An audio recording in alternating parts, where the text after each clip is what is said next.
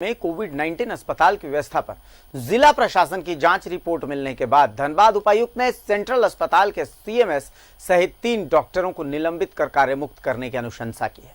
वहीं जिला स्वास्थ्य विभाग के एक नोडल पदाधिकारी को शो कॉज करने का आदेश जारी किया है। इस कार्रवाई से जहां डॉक्टरों में हड़कंप मचा हुआ है, वहीं धनबाद जिला आईएमए ने अपनी ओर से इस कार्रवाई पर विरोध जताया। आखिर धनबाद उपायुक्त के द्वारा कराए गए जांच में धनबाद सेंट्रल अस्पताल में क्या क्या खामियां उजागर हुई, देखिए इस रिपोर्ट में।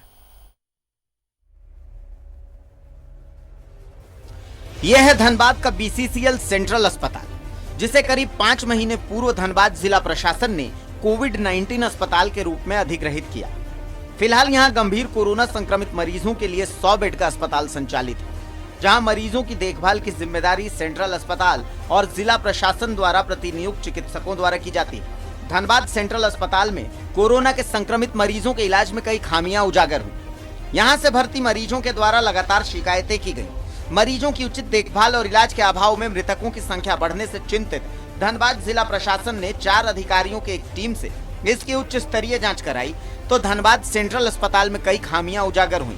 जांच कमेटी में शामिल एसडीएम सुरेंद्र कुमार के अनुसार अस्पताल के अंदर जो बदहाली सबसे ज्यादा नजर आई, उसमें यह पाया गया कि गंभीर रूप से बीमार मरीजों का लाइन ऑफ ट्रीटमेंट के तहत इलाज नहीं हो रहा। ये तो तय है कि डॉक्टरों की संख्या कम है, और डॉक्टरों की संख्या कम है तो ये भी हम देख रहे हैं कि एक तरफ डॉक्टर मर रहे हैं। आप देखिएगा कि आम जनता से डॉक्टरों की मौत जो है उसका प्रतिशत बहुत अधिक है। हमारे सामने IMA secretary doctor Sushil Kumar आए हुए हैं। इनको भी है कि हमारे डॉक्टर जो भी है यहाँ पर ड्यूटी में है, इस तरह महामारी में अपने जान को खिलवाड़ करके जो सेवा दे रहे हैं, तो इसमें थोड़ा सा उनको दिक्कत हो जाएगी, क्योंकि उन्होंने निर्भय होकर जो काम कर रहे थे, तो कुछ इसमें कानूनत कुछ अगर आ जाता है तो फिर उसको सोचना पड़ेगा कि मैं किस तरह काम करूं क्या नहीं। तो उसमें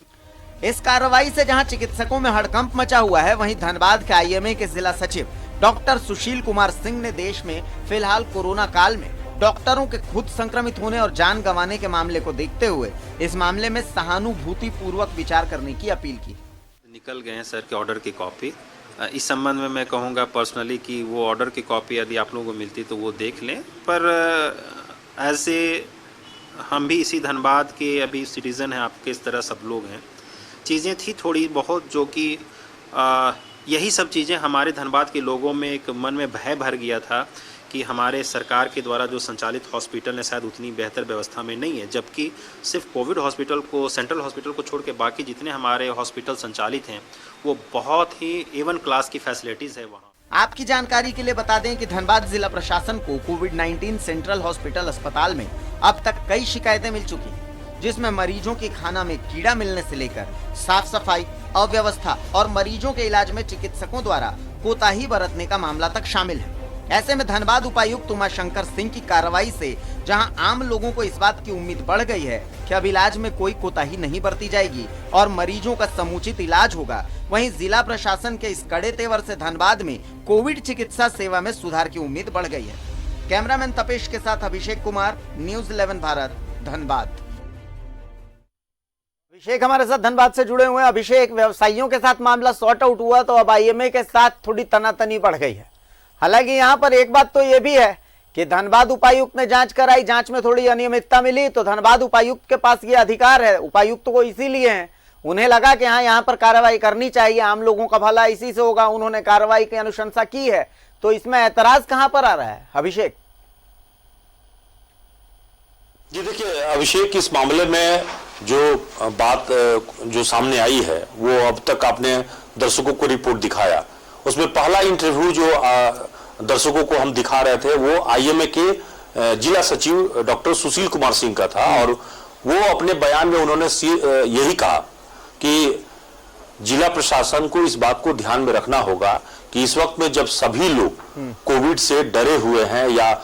घरों में कैद हो गए थे, तब डॉक्टरों को सबसे बड़ी जिम्मेवारी निभानी पड़ रही थी कोरोना योद्धा की तरह, और आज भी देश में सर्वाधिक जो है चिकित्सक कोरोना से लड़ते हुए उनका जान गंवाना पड़ा है।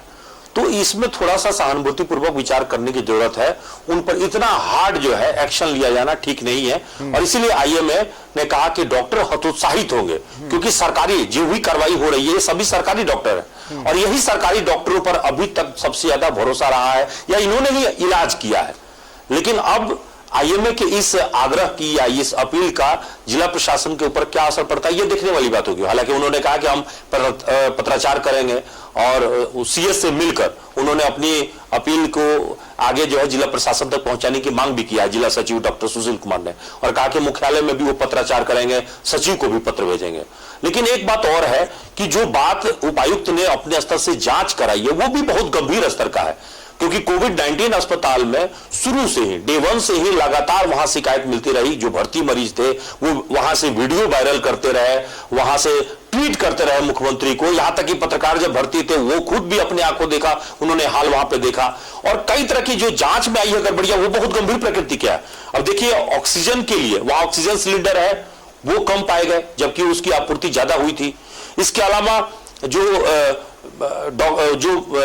कहते हैं कि जो दवाई देनी चाहिए थी मरीजों को समय पर, वो समय पर दवाई बहुत हद तक मामले में नहीं दिए गए हैं। इसके बाद अस्पताल में जिन डॉक्टरों की प्रतिनियुक्ति की गई थी उसमें सीएमएस लेवल, खुद सीएमएस की बात है, डिप्टी सीएमएस है, वो सभी जो है निरीक्षण के दौरान कई बार जब उनको जाना चाहिए था वो नहीं मिलते थे या वो ड्यूटी नहीं निभा रहे थे। यहां तक कि इस लापरवाही का हद देखिए कि जिला प्रशासन द्वारा जो जिला स्वास्थ्य विभाग के जो नोडल पदाधिकारी हैं डॉक्टर आलोक विश्वकर्मा, उन पर आरोप है कि वो भी अपने समय पर ड्यूटी नहीं पहुंच रहे थे। तो जब ऐसी लापरवाही होगी तो मृतकों की संख्या भी बढ़ेगी, या इलाज में लापरवाही से, क्योंकि ज्यादातर वहां दूसरे लोग तो जा नहीं सकते थे, कोविड-19 डेडिकेटेड अस्पताल था और उसमें बाहरी लोगों का प्रवेश तो था नहीं, बाहर की दुनिया के लोगों को पता भी नहीं था कि अंदर क्या हो रहा है, और मरीजों को अपने हाल पे आप छोड़ देंगे तो जानी तो जाएगी। अगर एक मरीज को सिलेंडर लगाने के लिए भी अगर लोकल में स्टाफ सुविधा उपलब्ध नहीं हो, या उनको खाने में कीड़ा मिलने लगे, या साफ सफाई की व्यवस्था नहीं है, शौचालय में सफाई नहीं है, और मरीजों का चादर नहीं बदला जाए, खाने पीने के साधन को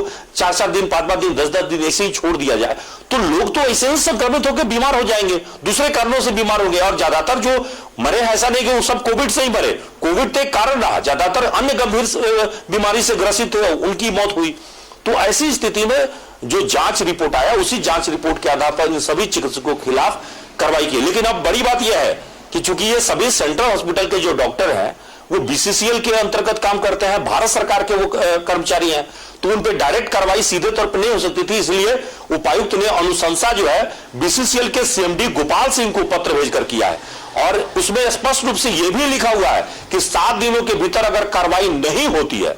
तो जिला प्रशासन अपनी ओर से कार्रवाई करेगी, यानी प्राथमिकी दर्ज करने की भी कार्रवाई हो सकती है या अन्य कार्रवाई। चूंकि कोविड-19 के तहत उपायुक्त को यह अधिकार है, वो अध्यक्ष होते हैं आपदा प्रबंधन एक्ट के तहत, तो ऐसी स्थिति में उनको अधिकार है, और इसी विशेष अधिकार के तहत उन्होंने अनुशंसा पत्र भेजा है। अब जवाब में बीसीसीएल सीएमडी गोपाल सिंह का क्या पत्र आता है, क्या जवाब आता है, ये देखने वाली बात होगी। इस बीच में आईएमए ने जो है अपना विरोध जता दिया है, तो अब देखना होगा कि इस पूरे प्रकरण में आगे की कार्रवाई क्या होती है, क्योंकि जिला स्तर पे जो कार्रवाई करनी है उपायुक्त तो शोकॉज तो कर ही दिया है, और उनको अधिकार है जिला के स्वास्थ्य विभाग के जो अगर कर्मचारी या डॉक्टर हैं उन पे कार्रवाई करने के लिए तो वो स्वतः कर देंगे, लेकिन बीसीसीएल के डॉक्टरों पर कार्रवाई करने का जो अधिकार है वो इस वक्त में कोल इंडिया और बीसीसीएल को है, और बीसीसीएल ही इस मामले में कार्रवाई कर सकती है। तो अब देखना है, इंतजार करना है कि इस मामले पर आगे क्या होता है। फिलहाल सुखद स्थिति यही है कि इन सभी से कम एक बात जरूर हुआ है कि अब जो है गड़बड़ियां नहीं होगी, क्योंकि अस्पतालों में अगर ऐसी कार्रवाई होती है उपायुक्त महोदय के द्वारा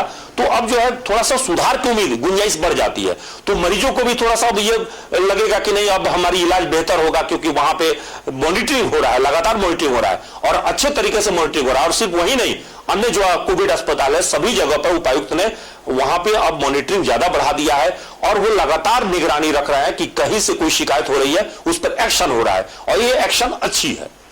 बिल्कुल सही बात है अभिषेक, और इससे दो ही चीजें साफ होती हैं, या तो उपायुक्त महोदय जो है वो एक्टिव हैं, और दूसरी चीज ये है कि उपायुक्त महोदय सख्त हैं, और ये दोनों ही चीजें धनबाद के कम से कम बेहतरी के लिए बहुत अच्छी हैं, धनबाद के लोगों को ये बहुत रास आएंगे। चलिए अभिषेक, बहुत बहुत शुक्रिया, बहुत महत्वपूर्ण मुद्दे पर हमने चर्चा की, और हम उम्मीद करते हैं कि कम से कम इससे व्यवस्थाएं और सुदृढ़ होंगी, कम से कम व्यवस्थाओं के सुदृढ़ीकरण बहुत जरूरी है। चलिए शुक्रिया अभिषेक, आप हमारे साथ जुड़े और इस चर्चा में शामिल हुए। तो धनबाद से ये खबर आपको हम दिखा रहे थे, जहां पर प्रशासन और आईएमए के बीच एक तनातनी सी सामने आ रही है। तनातनी क्यों आ रही है वो आपको हमने रिपोर्ट दिखाई, अभिषेक से हमने चर्चा भी की। फिलहाल मुझे इजाजत दीजिए, कल कुछ और खबरों के साथ हाजिर होऊंगा।